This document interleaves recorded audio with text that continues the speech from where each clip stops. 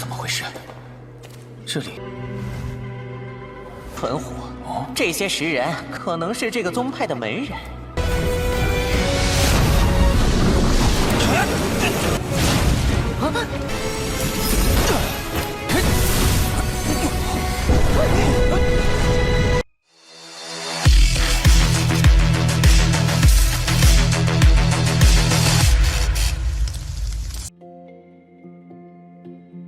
Halo semuanya, selamat datang di Ruang Sinema. Bagaimana kabar kalian semua? Semoga selalu sehat dan baik-baik saja. Sesuai jadwal, jadi pada hari ini kita akan kembali melanjutkan series Donghua Hudong Xiankun Season 6 episode terbaru, yang mana ini adalah episode ketiganya. Tanpa berlama-lama lagi, kita langsung saja mulai alur ceritanya. Lindong bersama yang lainnya masihlah berada di reruntuhan tempat itu demi bisa mencari di mana letak inti formasinya. Karena dengan menghancurkan inti formasilah mereka dapat menemukan jalan keluar dan juga hartanya. Tapi alih-alih menemukan lokasi tersebut, mereka justru harus menerima sebuah serangan api yang tiba-tiba saja muncul dari arah belakang.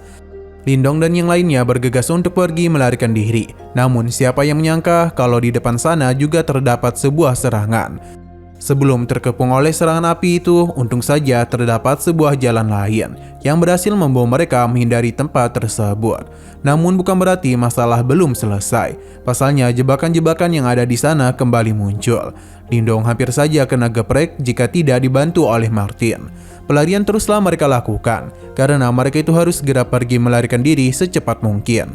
Karena jika tidak, pintu yang ada di depan akan tertutup. Untung saja mereka berhasil selamat di waktu yang tepat.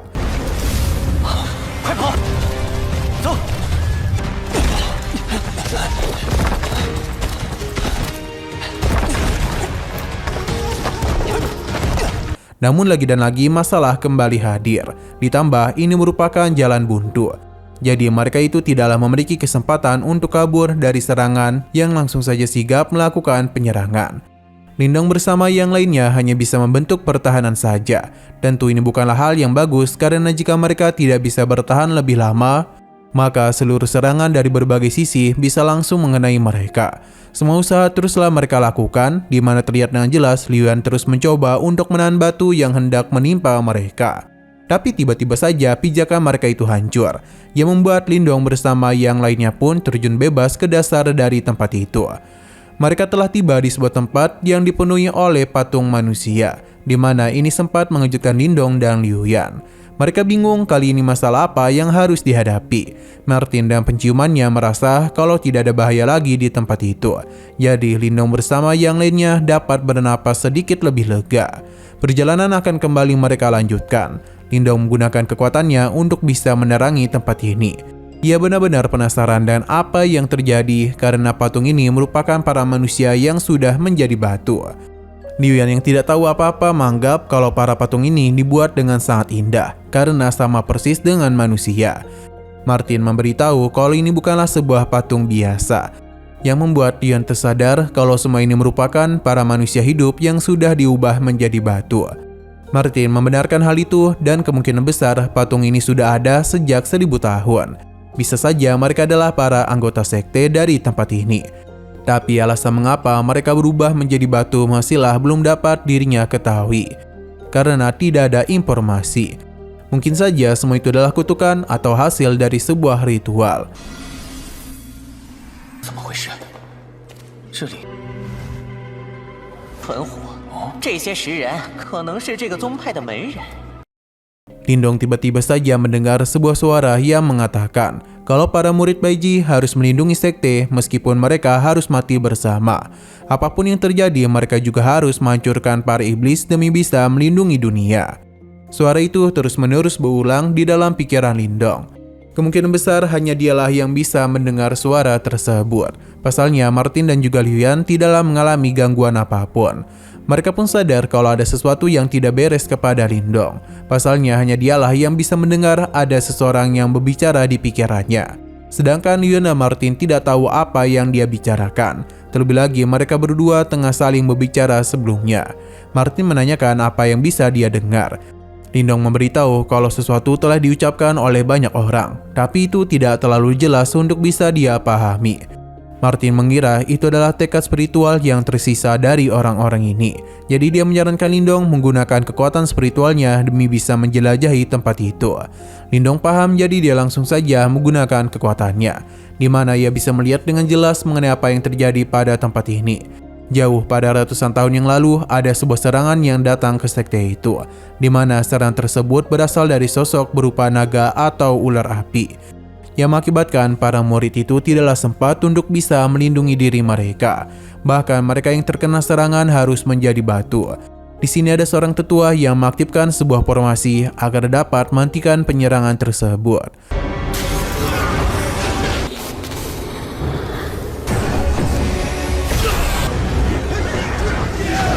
Lindong pun tersadar, namun ia tidak begitu baik. Entah bagaimana kekuatan spiritualnya itu terhubung dengan semua patung yang ada di sana. Ia mulai menjelaskan kalau ini merupakan sekte Baiji.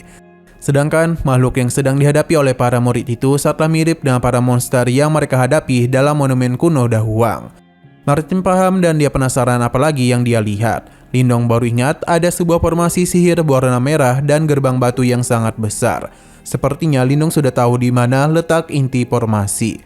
Mereka pun bergegas pergi dari tempat itu.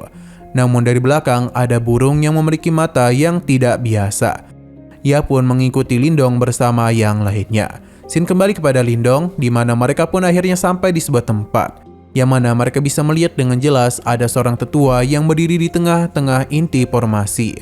Inilah tempat yang sebelumnya Lindong lihat. Kemungkinan di depan sana merupakan inti formasinya.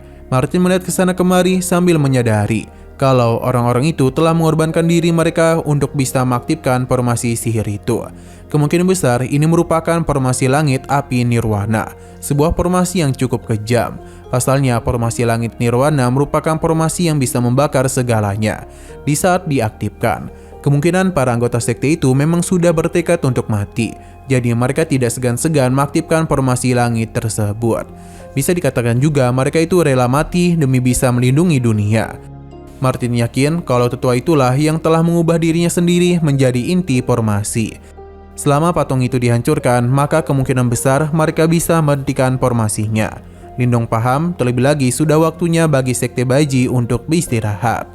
Lindong pun mulai melakukan penyerangan, namun hal itu tidak mengubah hasil apapun. Jadi, Liu Yan akan mencoba melakukan penyerangan.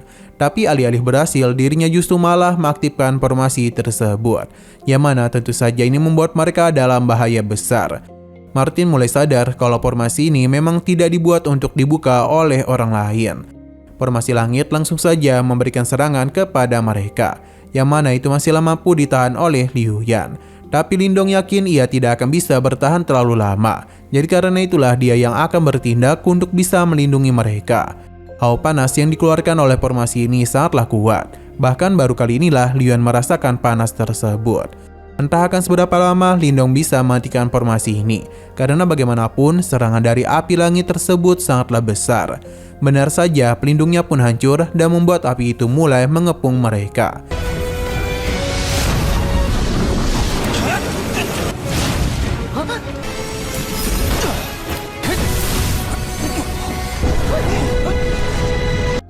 Tapi jimat batu memberikan pelindungan kepada mereka, yang tentu saja membuat Lindong dan yang lainnya masih selamat.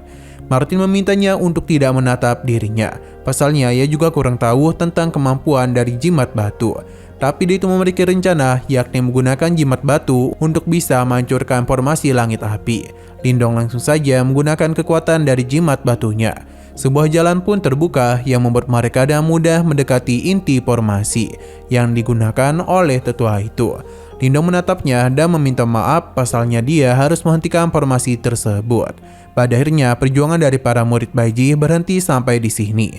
Dan begini mereka pun dapat beristirahat dengan tenang. Pada akhirnya formasi langit api nirwana sudah berhasil diatasi.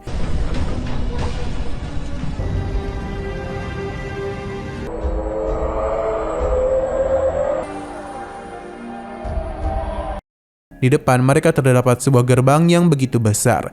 Lindong penasaran apa yang ada di balik gerbang tersebut. Tapi sebelum itu Martin merasa kalau mereka itu harus menyelesaikan beberapa urusan dulu. Di mana burung aneh tadi pun telah datang, yang tentu saja itu merupakan ulah dari Musa. Ia memberikan pujian kepada Lindong karena kemampuan yang dia miliki dapat dengan mudah mengatasi formasi langit. Lindong yakin kalau Musa ingin merebut harta dari dirinya, yang tentu langsung saja diakui olehnya. Karena Lindong sendiri yang mengatakan kalau perebutan harta didasarkan oleh kemampuan mereka. Tapi seharusnya Musa ini tidak datang seorang diri, karena jika berhadapan dengan Lindong, kemungkinan besar dia itu akan kalah. Terlebih lagi ada Liu Yan di sini. Namun Musa meminta untuk tidak meremehkan dirinya. Ia mulai melakukan sesuatu di mana para patung batu di sana mulai mengalami hal aneh karena kekuatan yang Musa miliki. Ia akan memperlihatkan sebuah pertunjukan kepadanya dan menunjukkan kalau ini adalah kekuatan dari Master Jimat Langit dari dinasti Youguan. Para patung batu di sana pun telah berhasil dirinya kendalikan dan melakukan penyerangan kepada Lindong. Ia cukup terkejut karena Musa memiliki kemampuan untuk bisa mengendalikan semua patung batu. Lindong dan juga Liu Yan cukup kerepotan, pasalnya lawan yang mereka hadapi cukup banyak. Terlebih lagi, para patung batu ini merupakan para murid dari Sekte Baiji. Maka kemungkinan besar mereka itu memiliki kekuatan yang tak biasa. Meskipun begitu, satu persatu dari patung batu berhasil mereka kalahkan.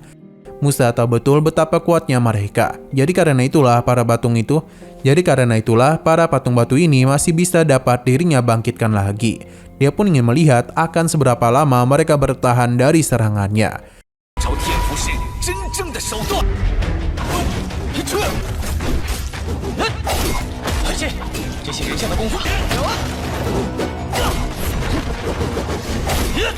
Martin sadar jika terus seperti ini, maka yang ada merekalah yang akan kewalahan.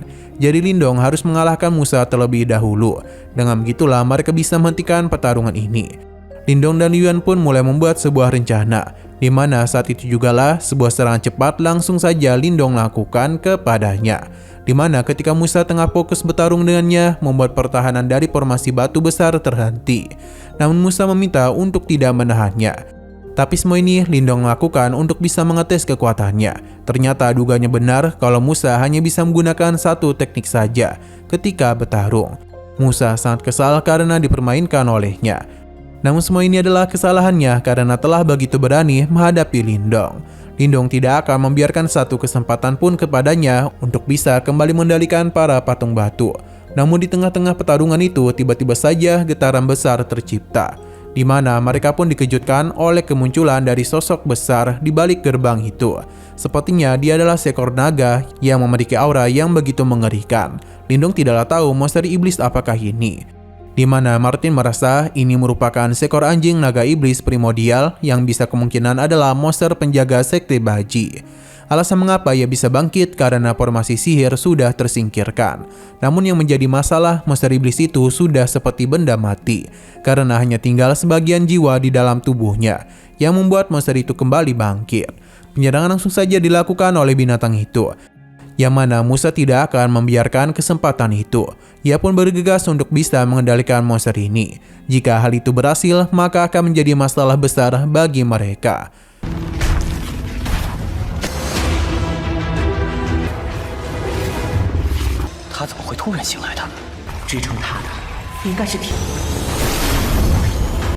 Nah, sayang sekali lagi seru-serunya, episodenya pun harus bersambung dulu. Namun sebelum kita akhiri, seperti biasa kita akan melihat preview bagian selanjutnya.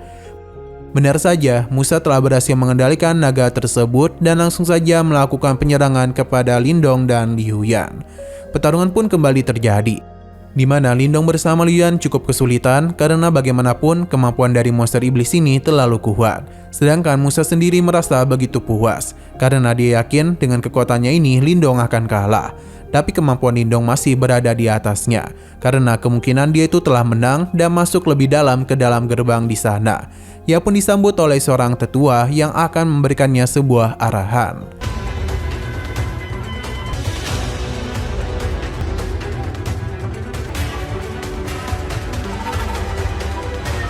Oke, sekian dulu pada video kali ini. Untuk video selanjutnya akan segera hadir. Jadi bagi kalian yang mengikuti series ini, langsung saja klik subscribe dan aktifkan loncengnya. Terima kasih yang sudah menonton video sampai habis. Jika kalian suka pada videonya, klik like dan share ke teman-teman kalian tentang channel ini. Dan ditunggu aja kelanjutannya. Oke, sampai jumpa di video selanjutnya.